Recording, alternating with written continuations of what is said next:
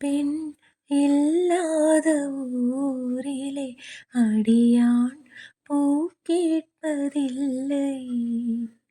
பெண் இல்லாத ஊரிலே கொடிதான் பூ பூப்பதில்லை. உன் புடவை முந்தாணி சாய்ந்ததில் இந்த பூமி பூ பூத்தது.